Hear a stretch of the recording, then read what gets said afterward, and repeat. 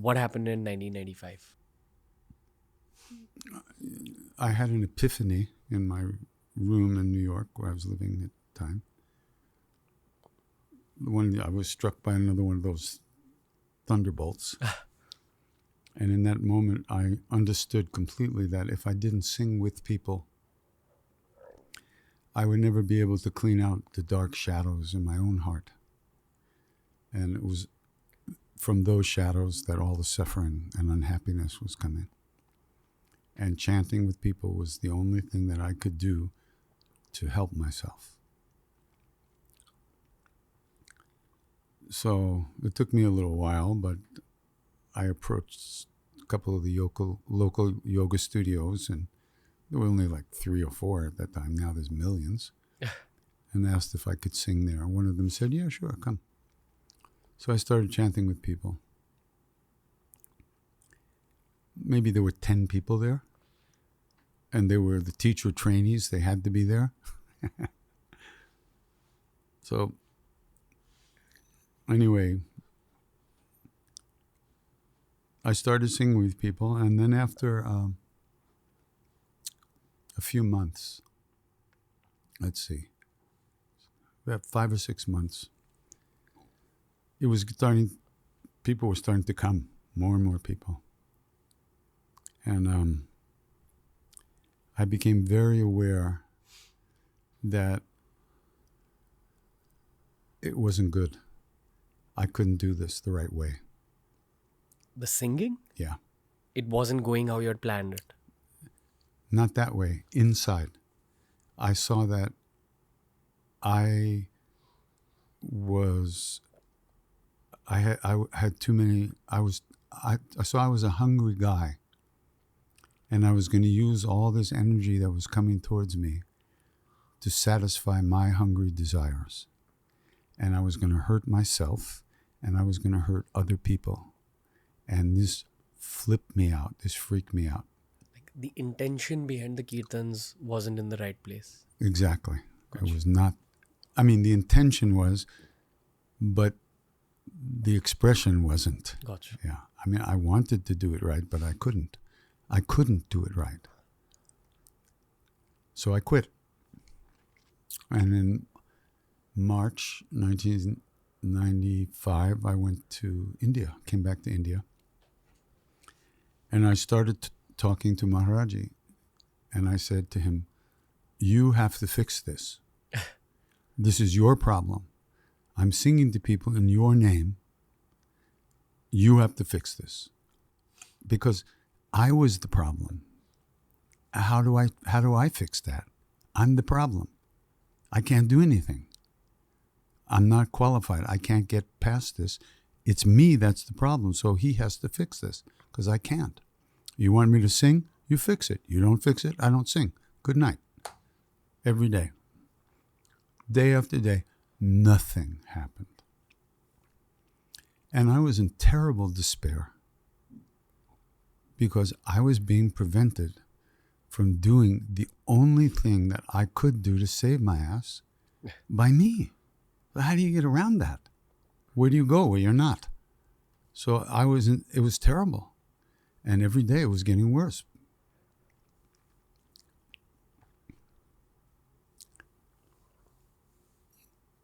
Anyway, so we were down in Lucknow in April. It was 120 degrees. It was horrible. I was suffering terribly. And then we went up to the hills. The Tuaregs had a little kutir in Bhimtal. So anyway, Siddhima came back to Kainchi, and we went to see her. And it was now May.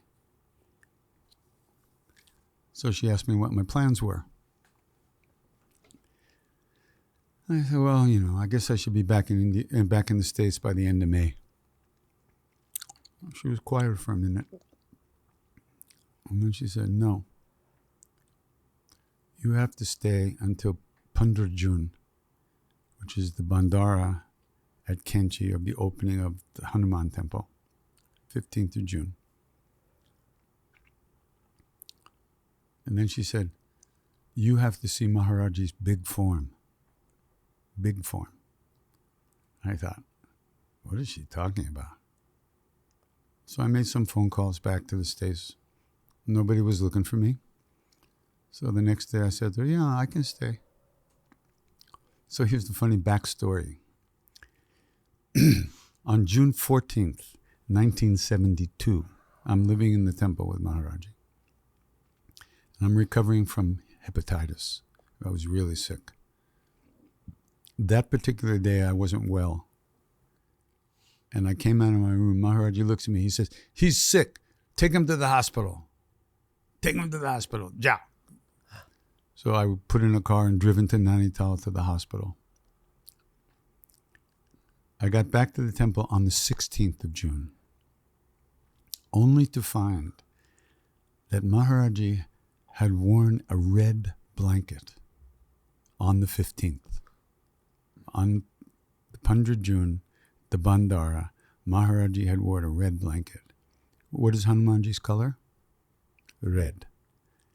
When I heard that he wore a red blanket and he had sent me away and I didn't see that red blanket, I took a vow to myself that I would never be in the temple on June 15th, ever.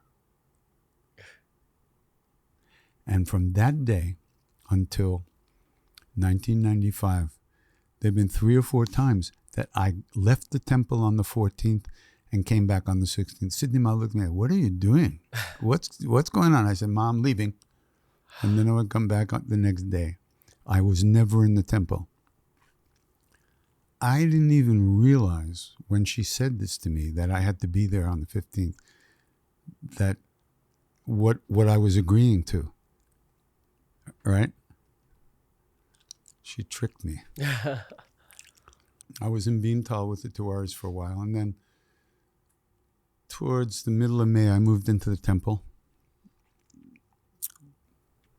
And I'm living there, singing with the Kirtanwalas for hours and hours every day. It was really great, wonderful.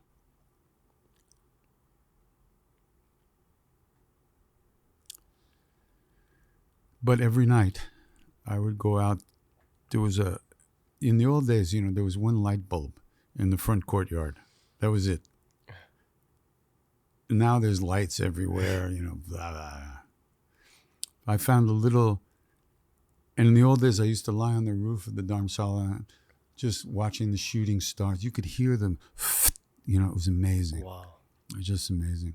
But now it's so lit up you can't see me. I found a little corner, and I look up at the stars and I'd say, okay, you haven't done anything. I'm leaving in 2 weeks. Get it together. I'm not singing until you fix this, right? Good night. Every night I would go out there. He didn't do anything. And this despair is building up in me because really I needed to do this and I couldn't do it. It was terrible. The night before the Bandara, the night of the 14th, I go out there again. Now, I'm going to be leaving now in a couple of days, and still nothing's changed. And I'm looking at a life of horror for the rest of my life if I can't do this. So I go out there in the back of the temple.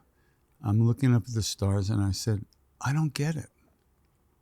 Why haven't you fixed this? You can do this. What's the problem? And then I said, I can't make you do it if you don't want to do it. I don't get it. But all right, I'll go back. I'll sing. How bad could it be? Good night. That's what we call in New York surrender. I gave up.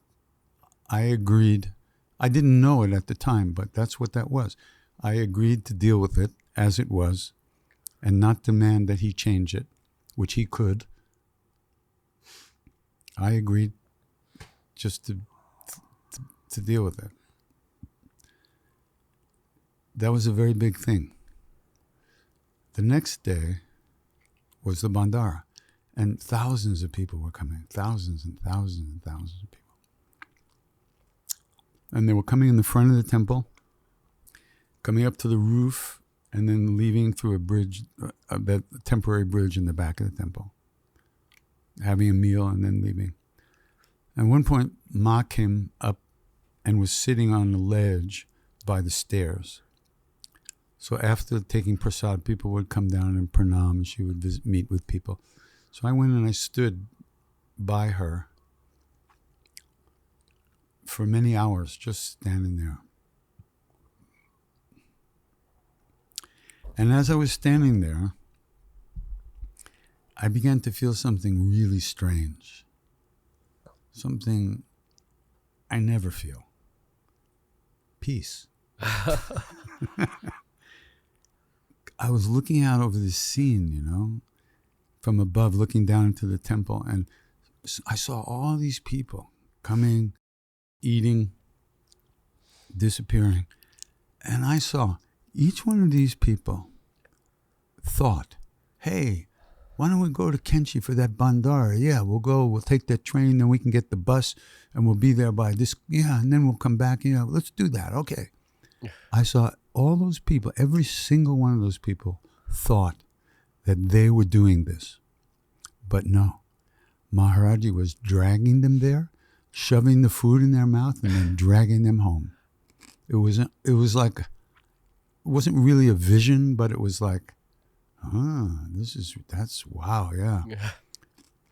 So something was happening. And another funny thing was happening. So in the old days, Maharaji had made me wear red. He had me dye everything I had, Hanuman's colors. You're Bajrang Bali, you have to wear red. So I brought my red ulfi with me to India. But I said to myself, I will not put this on unless Siddhimara Maharaji tells me to. I'm a stubborn asshole. What can I tell you?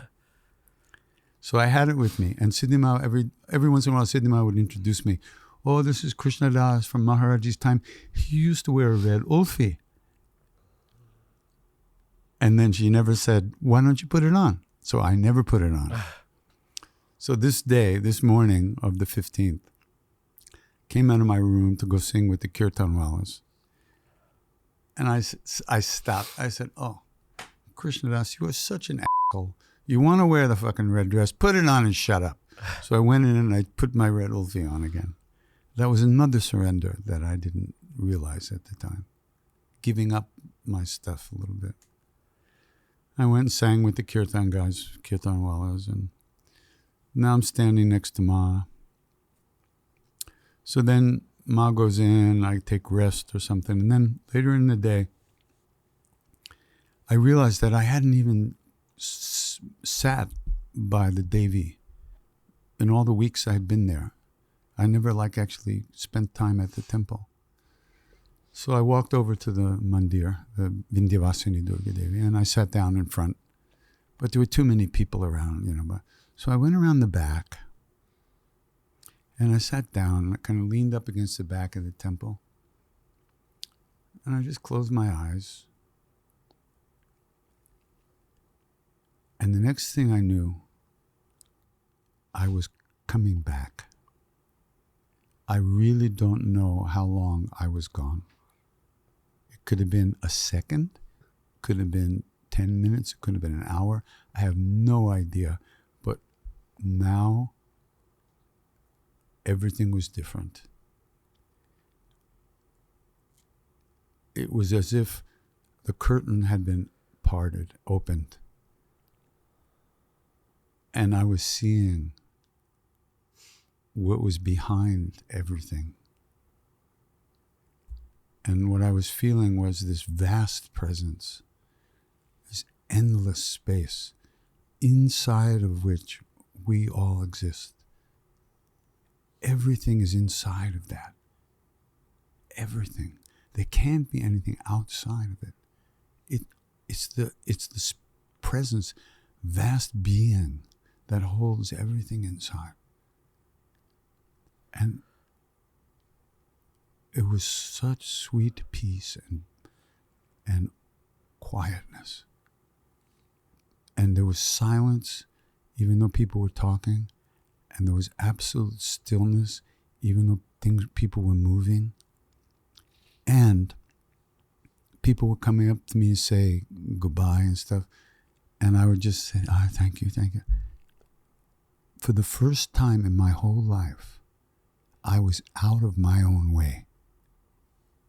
There was no more like, thank you, thank you, thank you. It's just, thank you, yes. There was no more, I was out of my own way. And there was just sweetness everywhere. And then I looked up in the sky and I saw this little thing whirling around, up there. And I laughed. And I said, that's Krishna Das-ness. It was thoughts. Me thoughts. Going around. And I experienced, when I think I'm me, I think I'm me. Right? We think we're me. But when I don't think it, it has no, even when I think it, it doesn't affect this. This is always here. Even when I'm stupid and think I'm me, I'm not. It's just thoughts. And they're going on by themselves up there. They have nothing to do with me. I was just here. That freed me to go back to America and really sing. Because even when I think it's about me, it isn't. Even when I'm stupid, it makes no fucking difference. It's not about me. And that's what freed me. And I was just... And then I had to leave. Time to leave. Ma calls me in. And she looks at me. She knows exactly what I'm going to do. She looks at me. She said, do you have to go? I said, Ma, I have to go. Acha. And it was this little beautiful dance between the two of us. It was like two empty things, like merging and going back and forth. It was so sweet. Wait a minute. Go bring him the cloth that we washed Maharaji with. They brought the cloth. Okay. Finally, she just reached down and grabbed me and hugged me. It was so beautiful. But that moment was really the great blessing, I mean,